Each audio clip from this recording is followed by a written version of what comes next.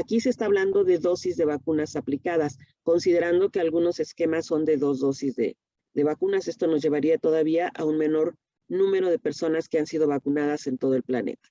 Y aquí podemos ver la intensidad con el color más oscuro, como este que estoy señalando para Estados Unidos, de aquellos países que han reportado mayor número de casos en esta pandemia, de casos confirmados por laboratorio. ¿Cuál es el panorama que tenemos para nuestro país? El panorama que se tiene hasta el día de antier es de casos acumulados más de 3.300.000 desde el inicio de la pandemia, considerando que el primer caso se identificó el 28 de febrero, defunciones más de 257.000, y aquí podemos ver en esta imagen muy gráfica, que es la única gráfica que voy a presentar de lo que ocurre en México, podemos identificar los picos en las 3 olas. El 20 de julio fue el día que se tuvo el pico máximo o el mayor número de casos, que fueron 9.063 casos el 20 de julio del año pasado. En la segunda ola, el día que se tuvieron más casos fue el 21 de enero con 22.339 casos, y en este momento no estoy presentando para la tercera ola el pico más alto, que fue de más de 20.000 casos hace unos días. Aquí lo que estoy poniendo es el último dato que se tiene hasta el día de ayer, que fueron 19.556 casos. Como pueden ustedes ver aquí la magnitud de lo que se tiene en cada una de las olas, la ola que estamos viviendo actualmente es la que tiene, así como se observa aquí de manera general, el pico más alto. Y también aquí es importante ver no solo cómo crece de manera, cómo sube la curva, sino también qué tan amplia o qué tan ancho es todo el espacio en el que ocurre esa ola. En el primer caso, aquí podemos ver solo casos confirmados. Aquí tendríamos que considerar también lo que corresponde a las defunciones. Y algo que sí se ha visto en esta tercera ola es que si bien el número de casos ha sido muy alto, el más alto acumulando en lo que ha ocurrido en olas pasadas, el número de defunciones se ha visto un poco disminuido, y ahí podríamos ver un poco ya el impacto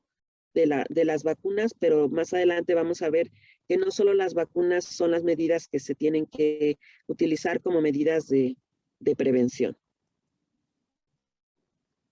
De manera general les voy a comentar que existen definiciones que estas han ido cambiando a lo largo de la epidemia, tanto en México como a nivel mundial, de qué es un caso sospechoso. La última definición que tenemos es alguien que presente tos, disnea o falta de aire, fiebre o dolor de cabeza, acompañado de cualquier otro de estos síntomas que están aquí, como dolor de músculos, de huesos,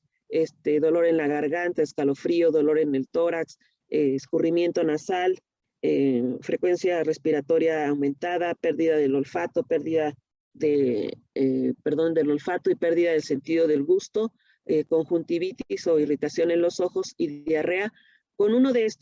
estos 4 síntomas iniciales, más uno de estos, se constituye un caso sospechoso. Cuando hablamos de pacientes pediátricos o niños menores de 5 años, la irritabilidad puede sustituir a la cefalea, y en este caso a veces es más difícil identificar los signos y síntomas. Cuando ya hablamos de los casos confirmados, que son los números que les presenté en las gráficas previas, son las personas que tienen la definición clínica de caso sospechoso, pero que además tienen una prueba de laboratorio que confirme el diagnóstico, sea el diagnóstico que se llama PCR en tiempo real o una prueba de antígeno, que son muchas de las que últimamente se están utilizando, que son las pruebas rápidas para identificar al virus. De manera más esquemática podemos ver que en general predominan los síntomas respiratorios. Sin embargo, en esta última ola o en esta etapa también ya se presentan con más frecuencia que en las etapas previas síntomas digestivos o síntomas de otro tipo. En los casos graves, el coronavirus, el SARS-CoV-2, puede causar cuadros de neumonía, síndromes respiratorios agudos severos, insuficiencia renal, algunas afectaciones al sistema cardiovascular e incluso la muerte. Al inicio, en esta epidemia hemos ido aprendiendo juntos todos cómo ha evolucionado, hemos ido aprendiendo más sobre el virus y aún quedan muchas dudas por resolver. Sin embargo, es importante señalar que al principio se pensaba que era más parecida solo a la influenza, es decir, una infección de tipo respiratorio básicamente. Sin embargo, como ha ido evolucionando la pandemia, vemos que no solo afecta al sistema respiratorio, sino puede afectar a otros órganos o a otros aparatos y sistemas. Al inicio de la epidemia no teníamos ningún tratamiento específico. Hasta el día de hoy siguen en investigación. No hay un medicamento que se diga, este es el medicamento específico para coronavirus. Hay muchos medicamentos en investigación que tal vez más adelante presente. Y lo que sí tenemos, que no teníamos al inicio, son un arsenal de diferentes tipos de vacunas que ya se están administrando a nivel global. Las condiciones o algunas patologías que pueden ser de riesgo para los pacientes que presentan esta enfermedad, tenemos pacientes con algunas enfermedades pulmonares como asma o enfermedad pulmonar obstructiva crónica, pacientes que están en diálisis peritoneal, pacientes que tienen por alguna razón, ya sea por algún medicamento o por una enfermedad en sí, su sistema inmunológico debilitado, los pacientes que presentan obesidad, los que tienen trastornos de la hemoglobina, los pacientes que tienen diabetes o hipertensión, los que tienen enfermedades cardiovasculares y aquellos pacientes que tienen un compromiso hepático se consideran pacientes que tienen factores de riesgo para tener un cuadro clínico complicado. Ante todo esto, ¿qué es lo que se hace? Se ha hecho desde el inicio cuando no teníamos un antiviral y tampoco teníamos vacunas. Lo que se han utilizado son medidas de prevención y control que se denominan medidas no farmacológicas. Y de manera resumida, aquí les voy a presentar cuáles son aquellas que se han utilizado, sobre todo que nosotros a nivel individual podemos reforzar y llevar a la práctica, como es el uso de cubrebocas, el lavado frecuente de manos con gel o alcohol, el estornudo de etiqueta, que esto es estornudar en el ángulo del brazo, no tocarnos la cara, la limpieza de superficies, que algunos de estos han ido tomando más peso o menos peso del que se creía en un momento, mantener la sana distancia y sobre todo algo que en los últimos meses ha sido muy importante y se ha difundido con mayor énfasis es mantener los espacios ventilados. En cuanto a las medidas que podríamos decir que se han implementado también de las no farmacológicas, pero esto más a nivel poblacional, es el cierre de lugares de trabajo, cancelación de eventos públicos, implementación de restricciones de reuniones o quitarlas por completo o con el número mínimo de personas, confinamiento en casa, la suspensión de transporte público, campañas de información sobre medidas preventivas, restricciones y control de viajes tanto dentro del país como fuera del país y el uso de cubrebocas, que esto lo vemos con mucho énfasis, tanto en las medidas que uno a nivel individual puede reforzar, como a nivel comunitario o poblacional. Aquí lo que quedaría es ver qué tan efectivas han sido estas medidas, sobre todo en aquellas que son más bien poblacionales, donde existe un componente de una política pública que define, en este caso, la Secretaría de Salud de nuestro país, pero también tiene un componente muy importante de la contraparte, que somos todos los ciudadanos para llevar a cabo estas actividades. Dentro de las medidas de prevención y control, actualmente en México contamos con estas 6 vacunas de diferentes marcas, con diferentes características. Hasta el momento han llegado las dosis recibidas en el país, son más de 97.411.000 vacunas hasta el último reporte que se tiene. Las últimas que llegaron son de Janssen y Moderna, que son estas últimas,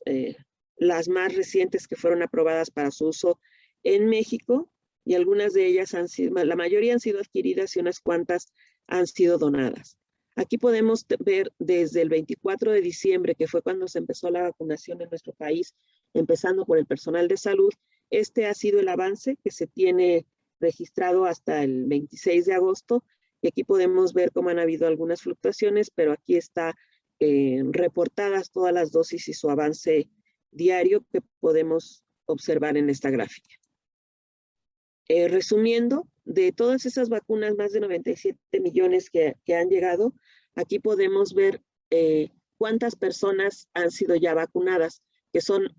casi 57 millones. De estos 57 millones, 32.278.249 tienen ya esquema completo y un poco más de 24.600.000 tienen solo una dosis, es decir, están esperando completar todavía su esquema de inmunización. Algo que es muy importante de señalar es qué va a suceder después de que alguien ya se ha vacunado. Hay muchas dudas o personas que confunden que el estar vacunado implica que ya no necesitamos ninguna otra medida de prevención, lo cual no es correcto. Es necesario seguir sumando medidas de prevención, ya que las vacunas, perdona que hay un error, ninguna de las vacunas es 100% efectiva. Esto es, que nos proteja al 100%, ninguna de las vacunas que se tienen en este momento, y en general las vacunas que tenemos como las antiguas de polio, sarampión, rubiola, todas, ninguna vacuna es efectiva al 100%. Lo que sí es muy importante señalar es que las vacunas todas tienen una buena efectividad, sobre todo para casos graves y para que las personas no mueran. Quiere decir que las personas pueden tener un cuadro clínico, pero lo importante para lo que están diseñadas estas vacunas o la fortaleza que tienen las vacunas es para evitar que si alguien se infecta, no se nos complique, no llegue al hospital y en consecuencia no tenga riesgo de morir. El otro punto que es importante considerar es que las vacunas no brindan una protección inmediata. Si alguien se vacuna el día de hoy, no quiere decir que mañana ya tiene protección. Tienen que pasar cierto número de días, más de 2 semanas, dependiendo de la vacuna, pero por lo menos son 2 semanas que se requieren para que podamos decir que ya tenemos cierta protección debido a las vacunas, y también es diferente tener una dosis o ya un esquema completo. También el hecho de estar vacunados, alguien puede tener un cuadro clínico leve que considere que solo es una gripa, que no es nada de cuidado, pero si está infectado con el SARS-CoV-2 puede infectar a otras personas. Aquí es muy importante, sobre todo, la conjunción de las vacunas con el uso del cubrebocas también para proteger a otras personas, y sobre todo aquellas personas que tienen el sistema inmunológico comprometido o personas de la tercera edad que de manera natural su sistema inmunológico ya no es tan eficaz como era al inicio o en la etapa de juventud.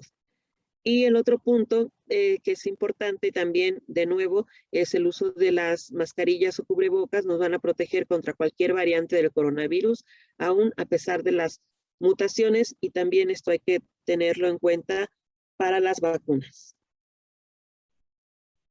Como un mensaje importante, yo diría que todas las vacunas son efectivas. Es más importante ponerse la vacuna que esté disponible en el momento y no esperar a escoger una en particular. Y las vacunas son uno de los elementos en la lucha contra la pandemia de COVID-19 más importantes. Y simplemente para remarcar este punto, cuando muchas veces se acercan a nosotros y nos preguntan cuál es la mejor vacuna, cuál busco, la respuesta, por lo menos mi respuesta, es la que tenga en ese momento posibilidad de ponerse, es la mejor vacuna. Claro que hay diferencias entre una y otra, pero si nos ponemos en un contexto global, hay países que no han recibido una sola dosis de vacuna, o donde tienen 1 o 2% únicamente de su población vacunada. Actualmente hay una polémica de aquellos países que están yendo por terceras dosis, y lo que la Organización Mundial de la Salud recomienda es que antes de pensar en terceras dosis se debería de pensar de una manera más equitativa a nivel global, de que todos los habitantes de este planeta tuvieran por lo menos 1 o 2 dosis de vacunas antes de estar pensando en refuerzos. Y esto tiene una implicación muy importante en el sentido de que mientras haya personas que no estén vacunadas, la posibilidad de que el virus siga cambiando y que se generen nuevas variantes es más grande. Por eso es importante que esta vacunación se lleve a cabo de manera equitativa a nivel de todo el planeta. Y finalmente, para cerrar, yo diría que las medidas de prevención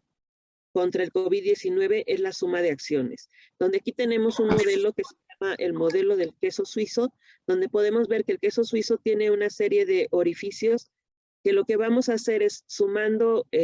medidas, vamos a tratar de cerrar esos orificios por donde puede entrar el coronavirus. Y entonces sería tener distanciamiento físico, uso de cubreboca o mascarilla, la ventilación natural o tener lugares ventilados, la higiene de manos, la limpieza de superficies, las pruebas de diagnóstico y seguimiento, y sobre todo aquellas personas que hayan estado en contactos de riesgo o que empiecen con sintomatología. En este momento, cualquier síntoma respiratorio podríamos decir que es COVID hasta no demostrar lo contrario. Y por último, un elemento más que suma a la prevención, que serían las vacunas.